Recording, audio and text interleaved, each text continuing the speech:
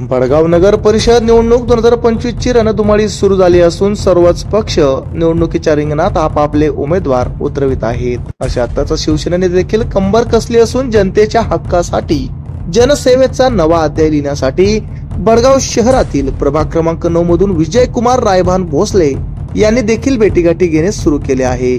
नुसता मतदारांचा स्वार्थ न पाहता निवडणूक असो की नसो याचा विचार न करता सामाजिक बांधिलकी जपत प्रभाग क्रमांक 9 मधील तरुण, विद्यार्थी, महिला, पुरुष यांसह भाडेकरू या सर्वांच्या गेल्या महिन्यांभरांपूर्वीच सरसकट 2 लाखांचा विमा उतरवीत त्यांच्या आरोग्याची काळजी जणू कुटुंब प्रमुखाप्रमाणे घेताना ते दिसून आले होते। कोरोना काळातही त्यांनी कोरोनाचा वाढता प्रादुर्भाव बघता तसेच लोकांचे होणारे हाल अपेष्टा बघता स्वखर्चाने भडगाव शहरात सर्वप्रथम रुग्णवाहिका उपलब्ध करून ती जनतेसाठी मोफत उपलब्ध करून दिली।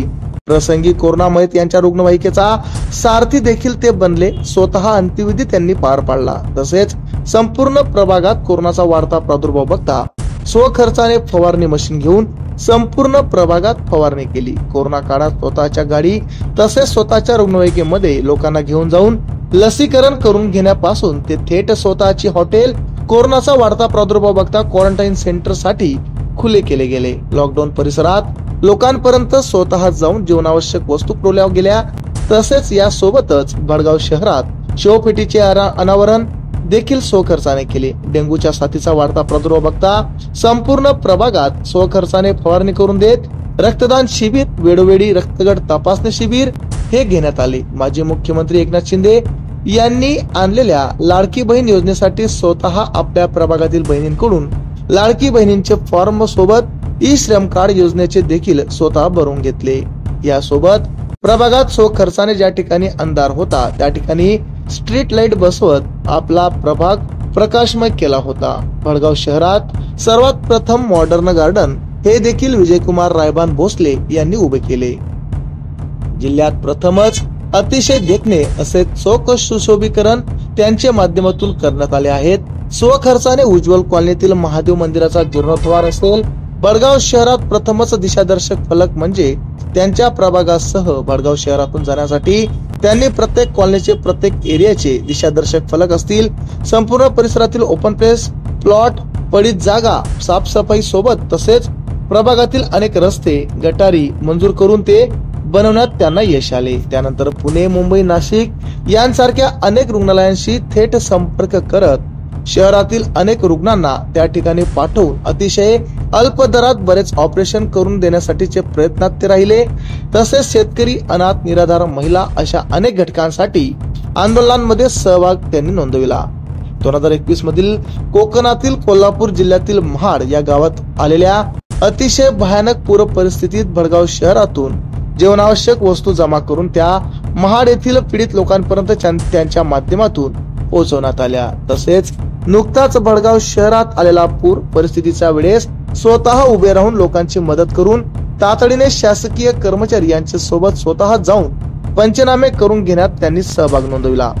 सोबतच उज्ज्वल कॉलनी भागातील विद्युत पुरवठा कमी होत असलेले कळल्यानंतर स्वतः या गोष्टींचा पाठपुरावा करत ट्रान्सफॉर्मर बसवण्यात मोलाचा वाटा त्यांचा होता। अशा अनेक सांस्कृतिक, सामाजिक, राजकीय कामात त्यांचा प्रत्यक्ष सहभाग मोलाचा असतो।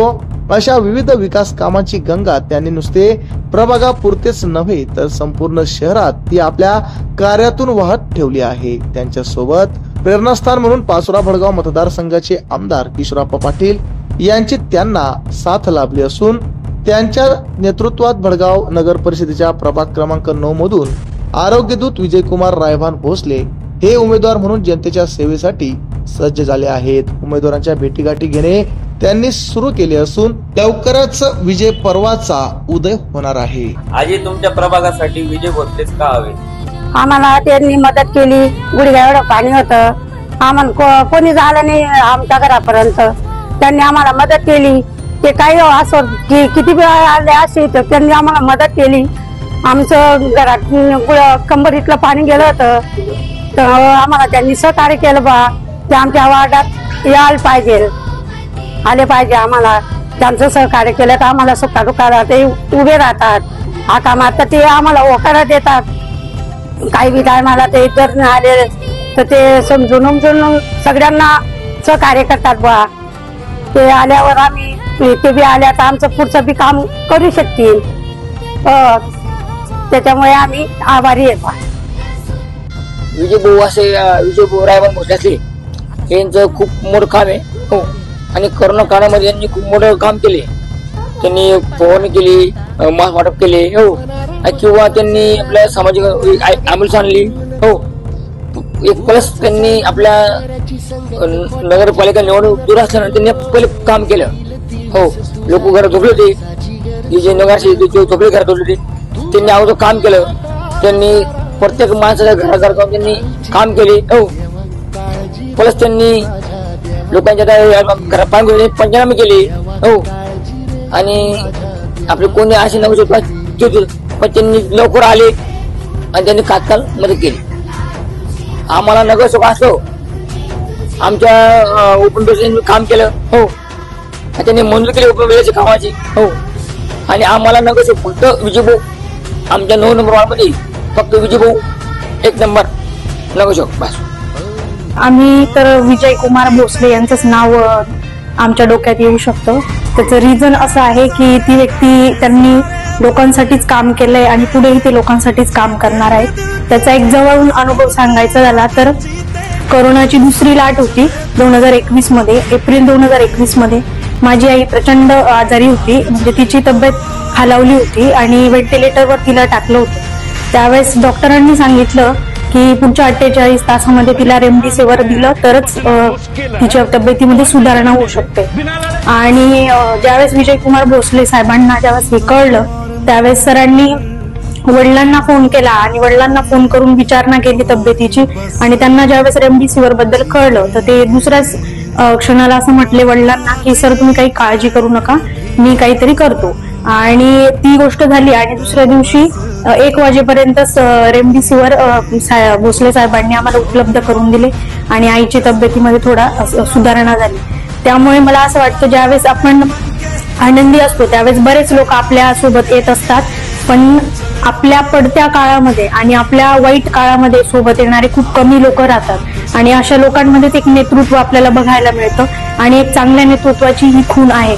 आणि विजय कुमार भोसले साहेब यांच्यात हेच गुण आपल्याला पाहायला मिळतात. ते नेहमी लोकांच्या पडत्या काळामध्ये सोबत असतात आणि आमचं खरं तर दुर्भाग्य असावं की त्यांना आम्ही मतदान करू शकत नाही. त्याचं रिझन म्हणजे आम्ही आता दुसऱ्या प्रभागामध्ये राहायला आलो आहोत. पण मी सगळ्यांना हे सांगू शकते की आपली हक्काची व्यक्ती आपण निवडावी आणि ते म्हणजे विजय कुमार भोसले साहेब. धन्यवाद. विजय भाऊ, आपण प्रभाग क्रमांक 9 मधून उमेदवारी करत आहात, नेमकं आपलं विजन काय? या ठिकाणी जी निवडणूक लागली तर या प्रभाग क्रमांक 9 मध्ये अशी आजपर्यंत झालेली जी कुठली उणीव असेल ती सर्व उणीव मी कुठलीच राहू देणार नाही. या वार्डाचं मिशन पाहताना, या वार्डाचं भविष्य पाहताना हा वार्ड मॉडेल कसा बनेल तर आवर्जून खास आत्मशोधन आपण सांगू इच्छितो की महाराष्ट्र शासनाचं जे नगर विकास मंत्रालय आहे त्या महाराष्ट्रात हा आमचा प्रभाग क्रमांक 9 मॉडेल बनावं आणि नगर विकास मंत्रालय याची दखल घ्यावी यासाठी मी प्रयत्न करणार आहे.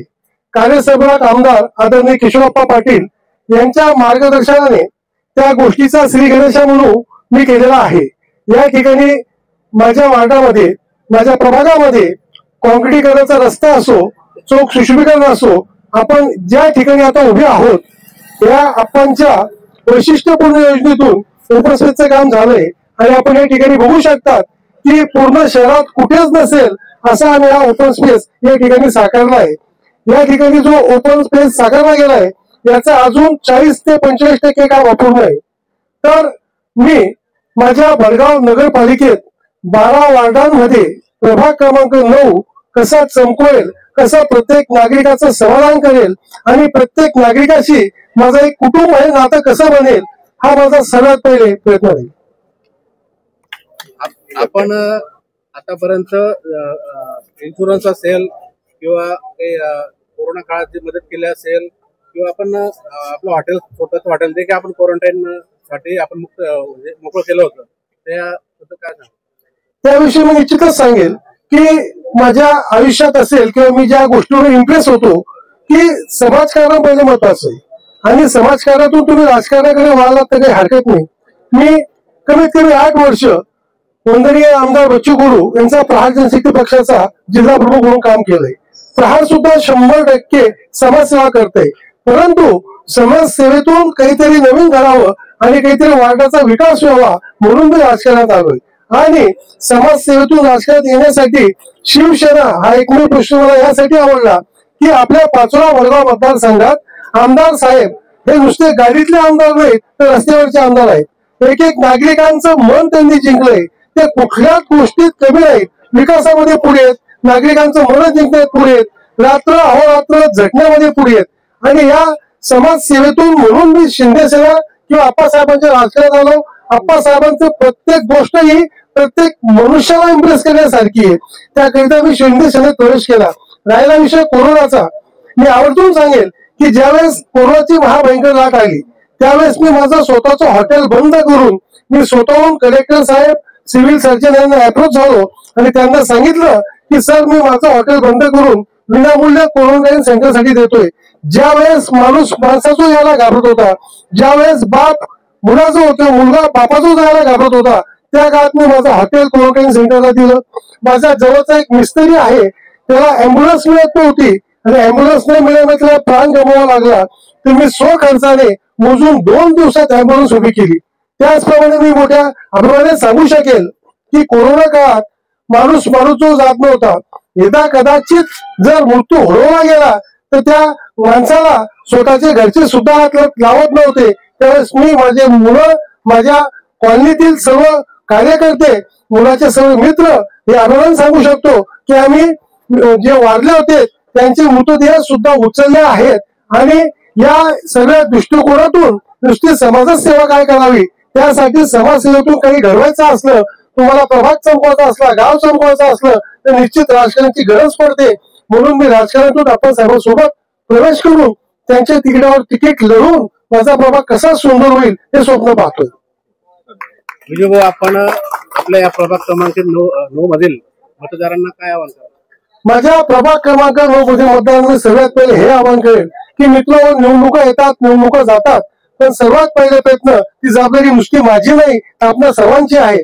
सर्वात पहिले प्रयत्न माझा असेल की माझा प्रभाग एक कुटुंब, म्हणजे पूर्ण प्रभागाचे जे माझे मतदार असतील, बंधू भगिनी असतील, एक कुटुंबाप्रमाणे, एक भाऊबंदीप्रमाणे सुखदुःखात कसं एकत्र येऊ, सर्वात पहिले मिशन असेल.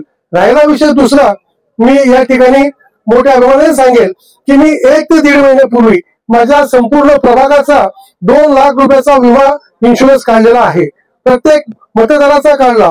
एवढंच नाही तर या माझ्या प्रभागात जो मतदार नसेल, जो वयात बसत नसेल, जो म्हातारा जरी असला तरी मी सरसकट प्रत्येकाचा विमा काढला आहे. या ओघ घातलेल्या नगर परिषदेच्या सार्वजनिक निवडणुकीत प्रभाग क्रमांक 9 मध्ये मी सबंध नागरिकांना हात जोडून विनंती करेल की या प्रभाग क्रमांक 9 मध्ये मी स्वतः आणि माझ्यासोबत आदरणीय वैष्णवीताई पाटील यांना भरघोस मतांनी तर विजयी कराच, आम्हाला तर मदत कराच, तर आमच्या सोबत नगराध्यक्ष म्हणून ज्या रेखाताई मालचे आहेत यांना सुद्धा प्रचंड मतांनी विजयी करा ही आपल्या सर्वांना नम्र विनंती करतो. आपले ऋण आम्ही तिघं मिळून विकासाच्या माध्यमातून फेडू हे निश्चितपणे ग्वाही देतो. जय हिंद, जय महाराष्ट्र. आमच्या चॅनलला लाईक करा, सबस्क्राईब करा, बेल आयकॉनवर क्लिक करा आणि हो शेअर करायला विसरू नका.